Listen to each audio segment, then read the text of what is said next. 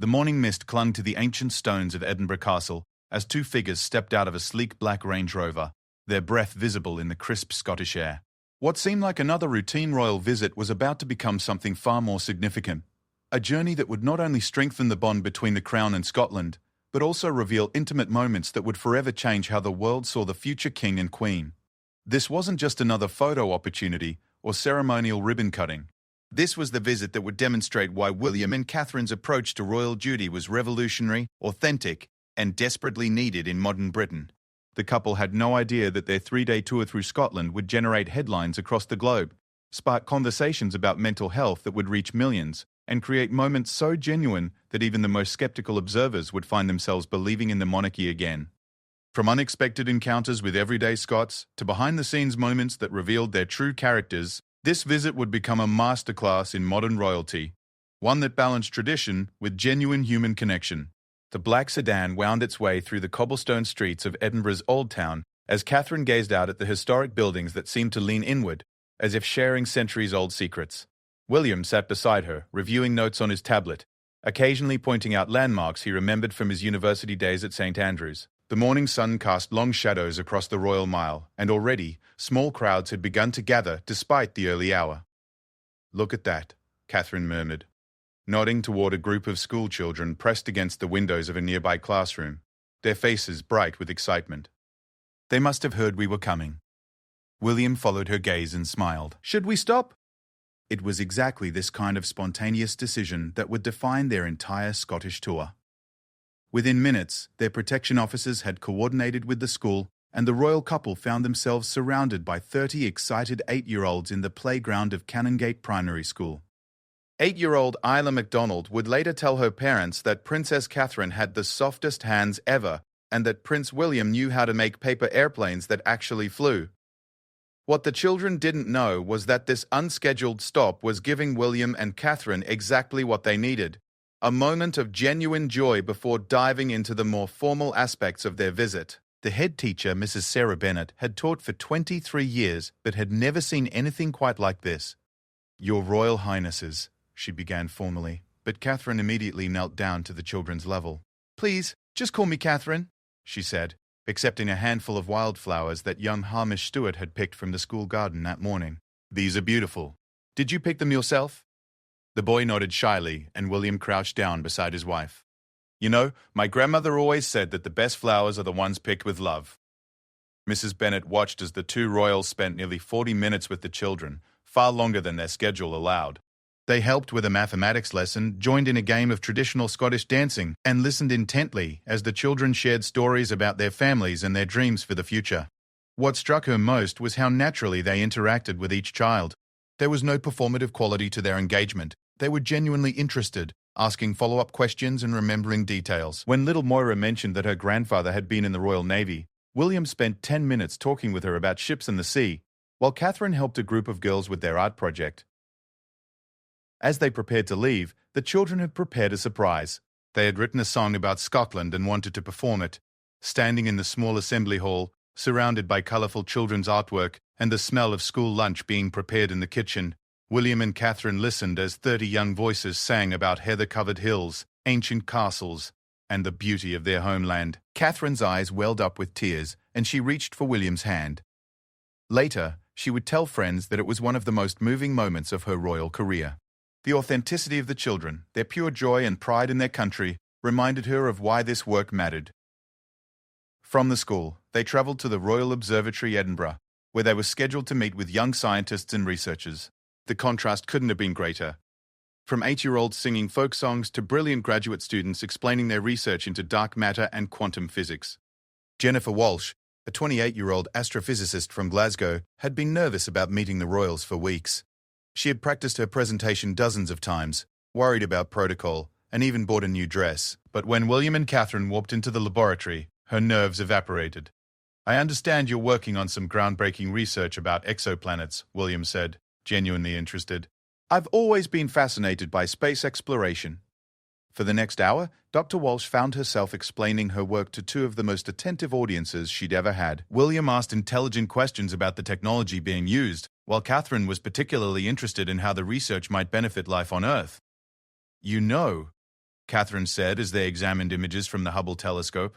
When I see pictures like these, it makes me realize how small our daily worries really are. Walsh later said that comment stayed with her for months. He was someone who lived in the public eye, constantly scrutinized and criticized, putting everything into perspective with a simple observation about the vastness of the universe. The afternoon brought them to Holyrood Palace, where they were scheduled to meet with representatives from various Scottish charities. But it was during the tea break that the most significant moment occurred. Margaret Thompson, an elderly woman who had volunteered with children's charities for over 40 years, approached Catherine hesitantly. "Your Royal Highness," she began, "I just wanted to thank you for all the work you do with children's mental health." Thompson: "Please tell me more about your experiences." What followed was a 20-minute conversation that would influence Catherine's charitable work for years to come. Mrs. Thompson shared stories about children she had worked with, the challenges they faced, and the gap she saw in mental health services for young people in Scotland. "The thing is," Mrs. Thompson said, her voice breaking slightly, "these children often don't have anyone to listen to them. Really listen. Not just hear their words, but understand their hearts." Catherine nodded thoughtfully. "How do you think we could better support workers like yourself? What would make the biggest difference?" William, who had been speaking with other guests, gradually moved closer to hear the conversation. He watched as his wife took notes on a small pad, asking detailed questions about funding, training, and resources. Later that evening, as they returned to their accommodations at Balmoral, William brought up the conversation. "You were really moved by what Mrs. Thompson said, weren't you?" Catherine looked out at the Scottish countryside rolling past their window. "She's been doing this work for 40 years, William. 40 years of helping children who have nowhere else to turn. And she's still passionate, still learning, still caring. It made me think about how we can do better." "What do you mean?" "I mean really listening. Not just showing up for photo opportunities, but truly understanding what people need. Mrs. Thompson sees things we might miss from our position." William reached for her hand. "This is why you're going to be an incredible queen someday. You don't just want to be seen doing good work, you want to actually make a difference." The evening concluded with a private dinner at Holyrood, where they met with Scottish political leaders, business owners, and cultural figures. The conversation ranged from economic development to environmental conservation, from education policy to cultural preservation. But it was during dessert that the most unexpected moment occurred. James MacLeod, a traditional Scottish musician, had been invited to perform after dinner. As he played a haunting melody on the Highland pipes, the room fell completely silent. Catherine closed her eyes, letting the music wash over her. The pipes seemed to tell the story of Scotland itself, its struggles and triumphs, its ancient traditions and modern aspirations. When the last note faded, there was a moment of profound silence before applause filled the room. "That was extraordinarily beautiful," William said to Mr. B. MacLeod afterward. "How long have you been playing?" "Since I was 5, Your Royal Highness. My grandfather taught me, and his grandfather taught him. It's been in our family for generations." Catherine asked about the piece he had played, and MacLeod explained that it was a traditional lament, originally composed to honour Scottish soldiers who had died far from home. "Music like that," Catherine said softly. "It connects us to something bigger than ourselves, doesn't it?" "Aye, it does indeed. It reminds us that we're part of a story much larger than our own lives." As the evening wound down and they prepared to return to Balmoral, both William and Catherine reflected on the day's experiences. From the spontaneous joy of the schoolchildren to the profound conversations with charity workers, from cutting-edge scientific research to ancient musical traditions, they had experienced Scotland in all its complexity and beauty. Today felt different, Catherine said as their car pulled away from Holyrood Palace. "Different how? More real. More connected. Like we weren't just visitors observing Scotland, but actually part of it for a few hours." William understood exactly what she meant. Too often, royal visits could feel choreographed and artificial, but today had been filled with genuine moments of human connection, the kind that reminded them why they had chosen this life of service. As they drove through the Edinburgh night, past the illuminated castle, and through neighbourhoods where families were settling down for the evening, they began planning for the next day's activities. They would be visiting the Highlands, meeting with rural communities, and learning about traditional crafts and modern innovations. But already, they knew that this visit would be remembered not for the official ceremonies or formal photographs, but for the authentic connections they had made with the Scottish people. It was exactly the kind of royal engagement that the monarchy needed in the 21st century, one that honoured tradition while embracing genuine human relationships. The first day of their Scottish tour had set the tone for everything that would follow. They had been reminded that the most powerful royal moments weren't the grand ceremonies or state occasions, but the quiet conversations, the shared laughter, and the genuine connections with the people they served. As their car disappeared into the Scottish night, the people they had met were already sharing their experiences with family and friends. Social media buzzed with photos and stories from the day, but more importantly, hearts had been touched and minds had been opened to new possibilities. The future king and queen had shown Scotland and the world what modern royalty could look like when it was grounded in authenticity, empathy, and genuine care for others. And this was only the beginning. The morning air in the Scottish Highlands carried the scent of heather and pine as William and Catherine's convoy wound its way through roads that seemed carved into the landscape itself. The second day of their Scottish visit would take them far from the urban sophistication of Edinburgh into the heart of rural Scotland, where ancient traditions still shaped daily life and where the connection between land and people ran as deep as the lochs themselves. Catherine pressed her face to the window as they passed a shepherd moving his flock across a hillside, the scene looking exactly as it might have centuries ago. "It's like travelling back in time," she murmured to William, who was reviewing briefing notes about their first stop. "Wait until you see what they're doing at the distillery," William replied. "They're combining 300-year-old techniques with modern sustainable practices. It's exactly the kind of innovation that could serve as a model for rural communities across Britain." Their first destination was the Glen Macpherson Distillery, a family-owned operation that had been producing whiskey for 12 generations. As their car pulled up to the stone buildings nestled in a valley between two hills, they could see smoke rising from the traditional kilns and workers in rubber boots carrying out the morning's tasks. Ewan Macpherson, the current master distiller, stood waiting with his family. At 62, he had spent his entire life perfecting the craft his ancestors had begun, but he had never imagined he would be explaining that craft to the future King and Queen of England. "Your Royal Highnesses," he began, his Highland accent thick with nervousness, "welcome to our wee operation." "Mr. Macpherson, we're honoured to be here. I understand your family's been making whiskey here for over 3 centuries. Aye, that's right. My great-great-great-grandfather started with just a small copper still and a dream. Now we employ 47 people from the local community." What followed was a fascinating tour that revealed the intricate balance between honouring tradition and embracing innovation. William and Catherine watched as workers used techniques unchanged since the 1700s to malt barley and tend the copper stills, while also learning about the distillery's cutting-edge environmental initiatives. "We've reduced our carbon footprint by 60% in the last decade," Ewan's daughter Sarah explained as she showed them the biomass heating system. "We use waste from the distilling process to heat the buildings, and we've partnered with local farmers to create a circular economy." William was particularly interested in the business model. "How do you balance maintaining traditions with the need to compete in a global market?" Sarah's eyes lit up. "That's the beauty of it, Your Royal Highness. Our traditions are our competitive advantage.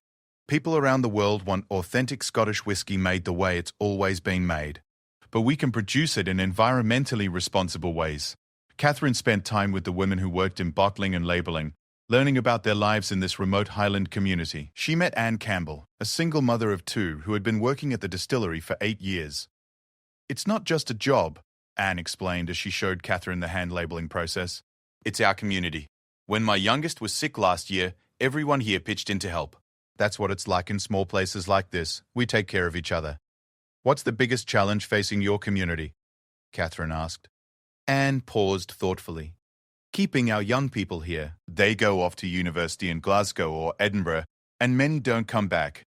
There aren't enough opportunities for them here." This conversation would stick with Catherine throughout the day.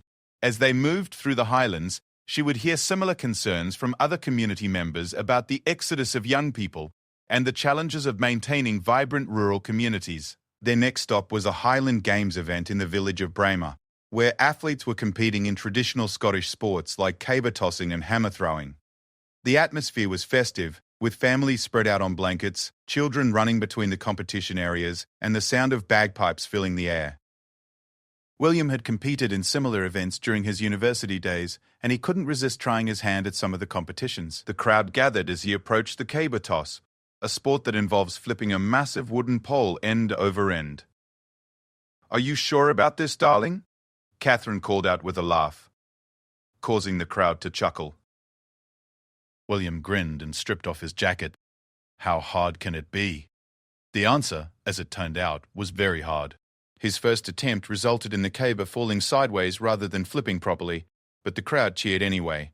By his third try, with coaching from local athletes, he managed a respectable toss that earned genuine applause. "Not bad for a Sassenach," called out one of the competitors, using the Scottish term for an Englishman, but with obvious good humour. Catherine tried her hand at the stone put, a sport similar to shot put but using natural stones from the Highland streams. Her athletic background served her well, and she managed to place third among the amateur competitors. But it was during the lunch break that the most meaningful interactions occurred.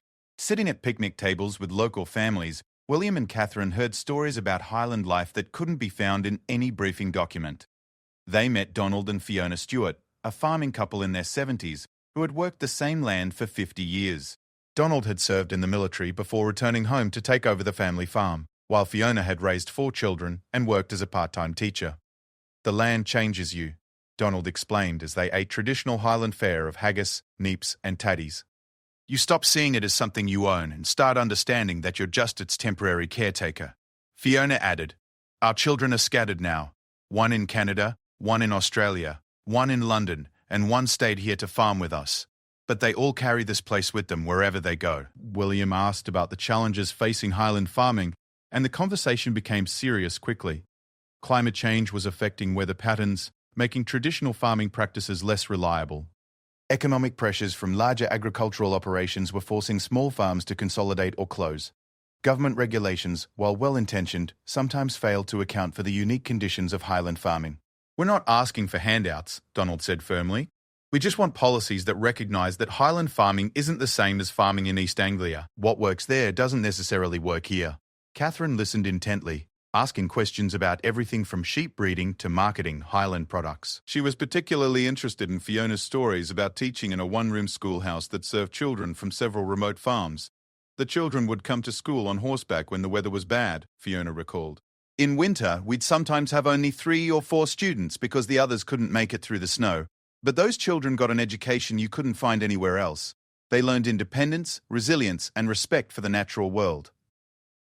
After lunch, they attended a demonstration of traditional Highland crafts. They watched as elderly artisans demonstrated skills that had been passed down through generations: weaving tartan, carving walking sticks from Highland oak, and creating traditional Highland dress. Mary MacLeod, an 84-year-old weaver, showed Catherine the intricate process of creating authentic tartan patterns. "Each clan has its own pattern," she explained, her fingers moving expertly across the loom. "The colours tell a story. They represent the landscape where the clan lived, the plants they used for dyes, the history they carried." Catherine was fascinated. "How long does it take to make a tartan like this one?" "This piece will take me 3 weeks, working every day. But I've been doing this for 70 years, so my hands know the work even when my eyes get tired." "And you learned from your mother?" "Aye, and she learned from hers. It's been in our family for as long as anyone can remember. But I'm the last one. My daughters went to university and became teachers and nurses. Good careers, mind you, but this knowledge will die with me." The sadness in Mary's voice was unmistakable, and Catherine found herself deeply moved. Here was a living repository of Scottish cultural heritage, with skills and knowledge that took decades to master, facing extinction because there was no one to carry on the tradition.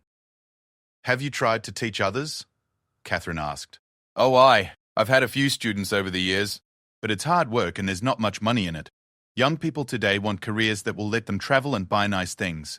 I understand that, but it means some things get lost." William joined the conversation and was equally struck by Mary's situation. "What would it take to preserve skills like yours?"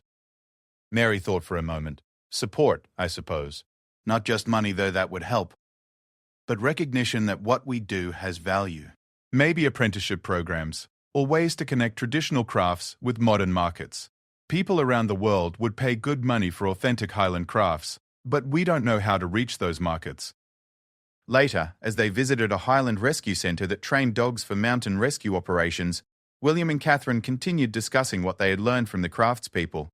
"It's heartbreaking," Catherine said as they watched border collies being trained to find people buried in avalanches. "All that knowledge and skill, developed over centuries, just disappearing because we can't figure out how to make it economically viable." The rescue centre provided a different perspective on Highland life. They met volunteers who dropped everything when emergency calls came in, often risking their own lives to save stranded hikers or climbers. The dedication was extraordinary, but so were the challenges they faced. Captain James Morrison, who had coordinated mountain rescues for 20 years, explained the increasing pressures on their volunteers. We're getting more emergency calls every year as more people come to the highlands for outdoor activities. That's good for tourism, but many visitors don't understand how quickly conditions can change up here. They met Sarah Reed, a veterinary nurse who trained rescue dogs in her spare time. She had been volunteering for 12 years and had participated in over 200 rescue missions. "What drives you to do this work?" Catherine asked as they watched Sarah work with a young dog learning to detect human scent. "Someone has to," Sarah said simply. "People come here because the highlands are beautiful and challenging. But that same beauty and challenge can be deadly if you're not prepared. We're here because everyone deserves a chance to go home safe." William was impressed by the sophistication of the rescue operations. "How do you coordinate with other emergency services?" Captain Morrison showed them the communications center, where volunteers monitored weather conditions, coordinated with police and ambulance services, and maintained contact with rescue teams in the field. "Technology has revolutionized what we do," he explained. "We can track weather patterns in real time, use GPS to coordinate rescue efforts, and communicate with teams across the highlands instantly. But at the end of the day, it still comes down to brave people willing to go out in terrible conditions to help strangers." As the afternoon progressed, they visited a renewable energy project that was providing power to several highland communities. The wind farm, built in partnership with local landowners, was generating enough clean electricity to power thousands of homes while providing income to rural communities. Project manager Dr. Paul, Lisa Campbell, walked them through the facility, explaining how the project balanced environmental benefits with community needs. "We're not just producing clean energy," she said as they climbed to the top of one of the wind turbines. "We're providing sustainable income to highland communities that have struggled economically for decades." From the top of the turbine, the view across the highlands was breathtaking. Rolling hills stretched to the horizon, dotted with lochs that reflected the afternoon sun. It was a landscape that had inspired poets and artists for centuries, but also one that was now playing a crucial role in Scotland's renewable energy future. "It's incredible to think that this landscape is not just beautiful, but also part of the solution to climate change," Catherine observed. William nodded, studying the other wind turbines scattered across the hills. "This is exactly the kind of project that shows how rural communities can be leaders in the transition to sustainable energy." Campbell explained the challenges they had faced in developing the project, from navigating complex planning regulations to addressing concerns from local communities about the visual impact of the turbines. "The key was involving the community from the very beginning," she said. "We didn't just tell people what we were going to do, we asked them what they needed and how we could design the project to benefit everyone." The community benefits were impressive. A fund that supported local projects, jobs for local workers, and revenue sharing that provided ongoing income to participating landowners. But perhaps most importantly, the project had given young people a reason to stay in the highlands. They met Thomas Mackenzie, a 25-year-old engineer who had grown up in the area, studied renewable energy at university, and returned home to work on the wind farm project. "5 years ago, I thought I'd have to move to Edinburgh or Glasgow to find work in my field," Thomas explained. "Now I get to work on cutting-edge technology while living in the place I love most in the world." His story was echoed by several other young professionals who had found careers in the growing renewable energy sector in the Highlands. It offered hope that the brain drain from rural communities could be reversed with the right kind of economic development. As evening approached, they attended a community Celiath, a traditional Scottish social gathering featuring music, dancing, and storytelling. The event was held in the village hall, with local musicians providing entertainment and community members sharing stories and traditions. The atmosphere was warm and welcoming, with people of all ages participating in traditional Scottish country dancing. William and Catherine joined in, following the patient instructions of local dance masters who guided them through the steps of reels and strathspeys. "Don't worry about getting it perfect," called out one elderly dancer, as Catherine struggled with a particularly complex sequence. "It's about the joy, not the precision." Indeed, the joy was infectious. Children as young as 6 danced alongside adults in their 80s, and everyone helped newcomers learn the steps. It was a perfect example of how traditional culture could bring communities together across generations. During a break in the dancing, they listened to traditional Scottish storytelling. An elderly man named Hamish told tales that had been passed down through his family for generations. Stories of clan battles, mysterious creatures in the lochs, and the spirits that were said to inhabit the Highland mists. "These stories aren't just entertainment," Hamish explained to William and Catherine. "They're how we remember who we are and where we came from." Every tale carries some truth about Highland life and values. As the evening wound down and they prepared for the journey back to their accommodation, both William and Catherine reflected on the richness of what they had experienced. The Highland communities had shared not just their traditions and challenges, but their hopes and dreams for the future. Today felt like we really understood Scotland, Catherine said as their car began the drive back through the Highland night. I know what you mean, William replied. It's one thing to read about rural challenges in briefing documents, and another thing entirely to hear about them from the people who live them every day. They had seen how traditional ways of life were adapting to modern realities, how communities were finding innovative solutions to economic and environmental challenges, and how the strength of Highland culture lay not just in preserving the past, but in building a sustainable future. The second day of their Scottish visit had deepened their understanding of the complexities facing rural Britain and had shown them examples of resilience, innovation, and community spirit that would influence their future work as senior royals. Tomorrow would bring different experiences, but the connections they had made in the Highlands would stay with them long after their visit ended. The final day of William and Catherine's Scottish visit began with an unexpected phone call at dawn. Catherine woke to the sound of William speaking quietly in the sitting room of their Balmoral suite, his voice carrying the tone he used for serious royal business. When she joined him, still in her dressing gown, he was ending the conversation with their private secretary. What's happened? She asked, immediately alert. There's been an accident near Glasgow, William explained. A school bus skidded on ice and went into a ditch. Several children were injured, and they're asking if we could visit the hospital instead of keeping our scheduled appearances today. Catherine didn't hesitate. Of course we should go. This spontaneous change would transform their final day from a series of planned engagements into something far more profound, a demonstration of how the monarchy could respond with genuine compassion in moments of crisis. Within 2 hours, they were walking through the corridors of the Queen Elizabeth University Hospital in Glasgow, past the smell of disinfectant and the quiet bustle of medical professionals going about their work. The children from the bus accident had been treated and were recovering, but the incident had shaken the entire school community. Dr. Margaret Stewart, the consultant pediatrician overseeing the children's care, met them at the entrance to the children's ward. Your Royal Highnesses, thank you for coming. The children and their families have been through quite an ordeal, but everyone is going to be fine. Your presence here will mean more to them than you could possibly imagine. As they entered the ward, painted with cheerful murals of cartoon characters in Scottish landscapes, they were struck by how quiet it was.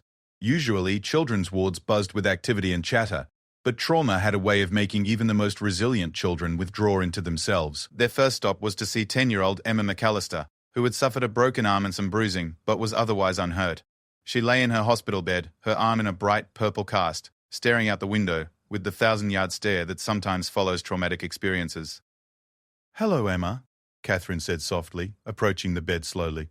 I'm Catherine. How are you feeling? Emma looked at her with wide eyes. Are you really a princess? Catherine smiled and pulled up a chair beside the bed. I am, but more importantly, I'm a mum. I have 3 children, and if they were hurt and in hospital, I'd want someone to come and check on them too. My mum is coming, Emma said in a small voice. She's driving from Aberdeen. Dad's at work on the oil rig. That must feel scary, being here without them. Emma nodded, and tears began to well up in her eyes. I keep thinking about the bus sliding. It happened so fast. One minute we were laughing about something silly, and then everything was upside down, and people were crying. Catherine reached for Emma's uninjured hand. That sounds terrifying. It's completely normal to feel scared after something like that. Even adults would be frightened. Really? When I was about your age, I was in a car that had to stop very suddenly to avoid an accident. For weeks afterward, I felt scared every time I got in a car. But you know what helped? What? Talking about it. Telling my parents and my friends exactly how I felt, even when it seemed silly or embarrassing. The more I talked about it, the less scary it became. William had been speaking with other children and their families, but he drifted over to listen to Catherine's conversation with Emma.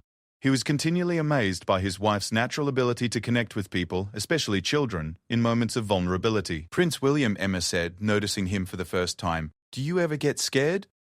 William sat down on the other side of her bed. All the time.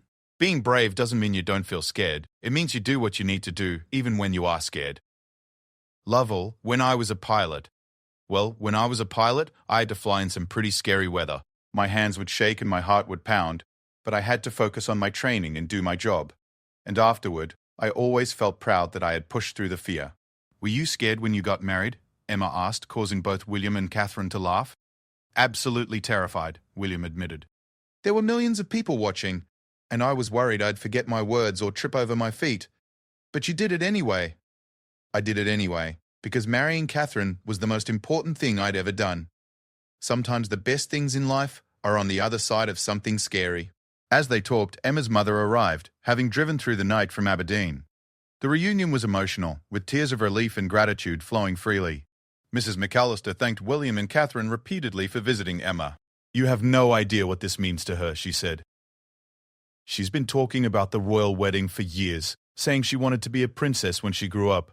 To have you actually come to see her when she's hurt, it's like something from a fairy tale. Catherine knelt beside Mrs. Jen McAllister. Emma is an extraordinary little girl. She's been so brave today. You should be very proud of her. They spent similar time with each of the injured children, listening to their stories, comforting their fears, and bringing moments of joy to a difficult day. But it was their interaction with the wider school community that would have the most lasting impact. In the hospital's family room, they met with parents, teachers, and children who hadn't been injured but had been deeply affected by the accident. The school's headmaster, Mr. David Campbell, explained how the entire school community was struggling to process what had happened. It's not just the children who were hurt, he said. All their classmates are traumatized too. They saw their friends getting injured. They experienced that moment of terror when the bus went off the road. Some of them are having nightmares, others are refusing to get on school buses. Catherine listened intently. What kind of support are they getting? We've brought in counselors, and the local education authority has been very supportive. But children often need to hear from adults they trust that it's normal to feel upset after something like this. What can we do to help? Mr. Campbell looked surprised. Your Royal Highness, you're already helping just by being here. But if you really want to make a difference... We do, William interjected. Well, we're planning a special assembly next week to help the children process what happened. If you could record a video message for them, talking about resilience and recovery, it would mean everything to these children. Both William and Catherine agreed immediately, and they spent the next 30 minutes working with the hospital's communications team to record heartfelt messages for the school assembly. The messages would later be viewed by thousands of schools across Britain dealing with similar trauma. From the hospital, they made an unscheduled stop at the school itself, where maintenance crews were working to repair damage from the accident and prepare for the children's return.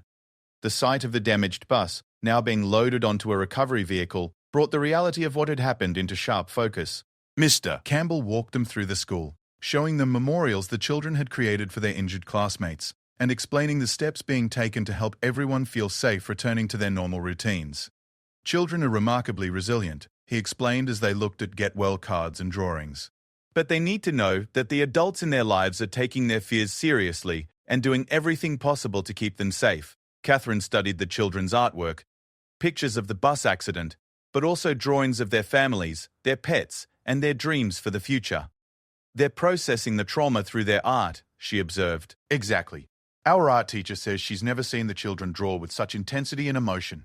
It's their way of working through feelings they don't have words for yet. By early afternoon, they had travelled to Glasgow's city centre for what had originally been planned as their main engagement of the day, a visit to a groundbreaking mental health initiative for young people. The Celtic Recovery Centre had been pioneering new approaches to treating anxiety, depression and trauma in adolescents with remarkable success rates. James Morrison, the centre's director, had been working in youth mental health for over 20 years and had never seen anything quite like what they were achieving at Celtic Recovery. The traditional model of mental health treatment assumes that young people will come to us when they're ready for help, he explained as he walked William and Catherine through the facility. But we've learned that by the time most teenagers are willing to ask for help, their problems have become much more serious and harder to treat. Instead, Celtic Recovery took mental health services directly into schools, youth centres, and community spaces where young people already gathered. They had mobile units that visited remote areas, online platforms that provided support and resources, and peer counselling programs that trained young people to help their friends. The key insight, Dr. Morrison continued, is that young people are much more likely to seek help from other young people than from adults. So we trained teenagers to recognize signs of mental health problems in their friends and to know how to get them connected with professional help. They met with several young people who had been both recipients and providers of services through Celtic Recovery. 16-year-old Jake Thompson had struggled with severe anxiety after his parents divorced, but had found help through the center's peer support program. I never would have gone to see a therapist on my own, Jake explained to William and Catherine. It seemed too scary, too formal. But when my friend Sarah, who had been through the peer counseling training, told me about this place, it felt different. She understood what I was going through, because she'd been there too. Jake had not only received help for his own anxiety, but had gone on to complete the peer counseling training himself. He now helped other teenagers navigate mental health challenges. What's the most important thing you've learned? Catherine asked him. That everyone struggles sometimes, but most of us don't have to struggle alone. There's almost always someone who understands what you're going through and wants to help. Sarah Mitchell, the friend who had helped Jake, was now 18 and planning to study psychology at university. She had been volunteering with Celtic Recovery for 2 years and had helped dozens of her peers access mental health support. The adults here taught me that there's a difference between being someone's friend and being their therapist, Sarah explained. I'm not trying to solve everyone's problems. I'm just trying to help them realize they don't have to face their problems alone. William was particularly interested in how the program addressed the stigma around mental health, especially among young men. Traditional approaches to mental health often expect people to sit in rooms and talk about their feelings, Dr. Morrison explained. But many young men, especially, are more comfortable working with their hands or being physically active while they talk. They visited a workshop where teenagers were learning carpentry and metalworking while participating in group therapy. The combination of creating something tangible with their hands while processing emotional challenges had proven remarkably effective. It gives them something to focus on besides their problems, explained workshop leader Mark Stevens, a former construction worker who had retrained as a counselor. They're learning practical skills, building confidence, and dealing with their mental health all at the same time. 17-year-old Connor McKenzie was working on a wooden chair while talking about his struggles with depression following the death of his grandfather. It's easier to talk about hard stuff when your hands are busy, Connor explained to William. And when you finish making something, you have proof that you can create good things, even when you're going through bad times. Catherine spent time in the center's family therapy program, where they worked with entire families to address mental health challenges. She met with therapist Dr. Syrie, Linda Shaw, and several families who had participated in the program. Mental health problems don't exist in isolation, Dr. Shaw explained. When a teenager is struggling with anxiety or depression, it affects their siblings, their parents, their extended family. We found that treating the whole family system is much more effective than just treating the individual. She met the Henderson family, parents Karen and David, along with their 3 children aged 12, 15, and 17. Their middle child, 15-year-old Michael, had developed severe social anxiety that was affecting his schoolwork and his relationships with his siblings. The traditional approach would have been to send Michael to individual therapy, Karen explained. But this program helped all of us understand how we could support him better. And it also helped us realize that his anxiety was connected to some family patterns we hadn't recognized. The family therapy had not only helped Michael manage his anxiety, but had improved communication and relationships throughout the family. His younger sister had learned to be more patient with his social difficulties, while his older brother had realized that some of his own academic stress was contributing to the family's overall tension levels. Now we check in with each other regularly about how everyone's doing mentally, David added. It's just part of how our family works now. As the afternoon progressed, William and Catherine learned about the center's innovative use of technology to reach young people where they were. They had developed apps that provided guided meditation, anxiety management techniques, and crisis support, all designed specifically for teenagers. Young people are digital natives, explained the center's technology director, 24-year-old Amy Park. They're used to getting information and support through their phones. We've found that well-designed mental health apps can be just as effective as face-to-face therapy for many common problems. The apps included features like mood tracking, breathing exercises, and connections to peer support networks.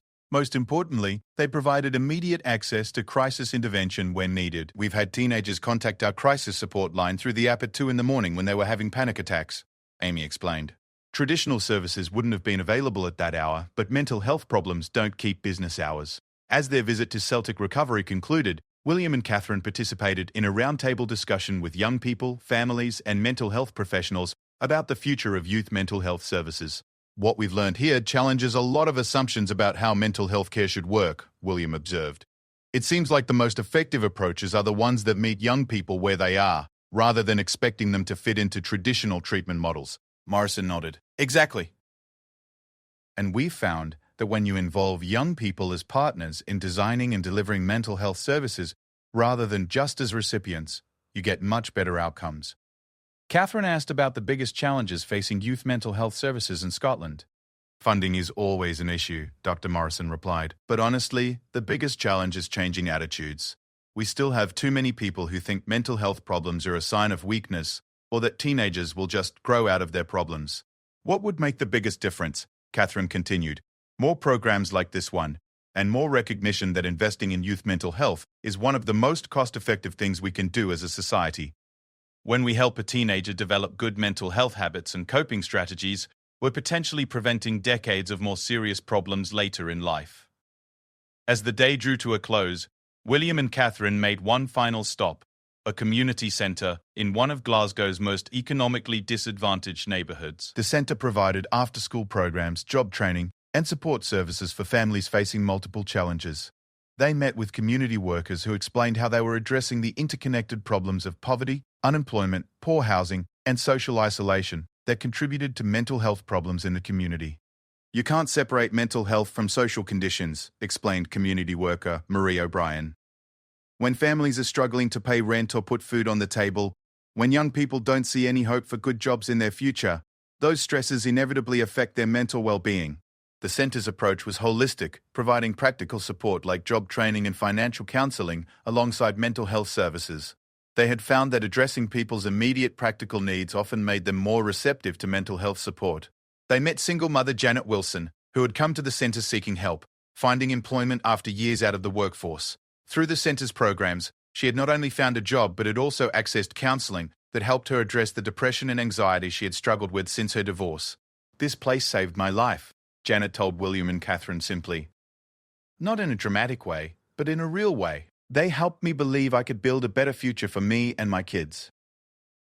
Her story was echoed by many others at the centre, people who had found not just services, but hope and community. The centre had become a hub where isolated individuals could connect with others facing similar challenges, where practical and emotional support reinforced each other. As evening fell and their Scottish visit drew to a close, William and Catherine reflected on 3 days that had been transformative for them both. From their first spontaneous stop at the Edinburgh School to their final conversations with community workers in Glasgow, they had experienced Scotland not as tourists or even as formal representatives of the Crown, but as fellow human beings, engaged with the real challenges and opportunities facing modern Britain. "I feel like we've learned more about our country in these 3 days than in months of briefing documents," Catherine said as their car began the journey back to their departure point. "And more about what our role could be," William added. "Today especially, going to the hospital when those children needed comfort, learning about new approaches to mental health, it felt like we were actually useful, not just ceremonial." Catherine nodded. "The people we met didn't need us to cut ribbons or make speeches. They needed us to listen, to care, and to use our platform to shine light on the work they're doing." As they drove through the Scottish countryside one last time, both William and Catherine were already thinking about how they could build on what they had learned. They discussed following up with the craftspeople they had met to explore ways of supporting traditional Scottish industries. They talked about working with Celtic Recovery to expand their innovative approaches to youth mental health. They planned to stay in touch with the renewable energy projects and the Highland communities working to build sustainable futures. But perhaps most importantly, they had been reminded of the power of authentic human connection. In an age of social media and digital communication, they had spent 3 days engaged in face-to-face conversations with people from all walks of life. They had listened to concerns and hopes, fears and dreams. They had been present in moments of vulnerability and joy. "This is what the monarchy can be in the 21st century," Catherine said as Scotland's lights began twinkling in the growing darkness. "Not just preserving traditions, but connecting with people, supporting communities, and helping to build a better future." William reached for her hand. "We're going to remember these 3 days for the rest of our lives, aren't we?" "I hope so," Catherine replied. "And I hope the people we met remember them too, not because they met future kings and queens, but because they were heard and valued."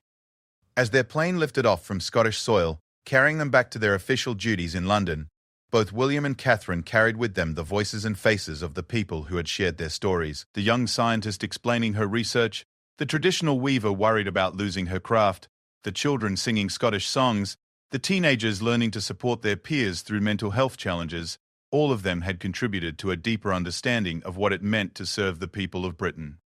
Their Scottish visit had shown them and the world what modern royalty could look like when it was grounded in genuine relationships, authentic concern for others, and a commitment to using privilege and platform in service of something larger than themselves.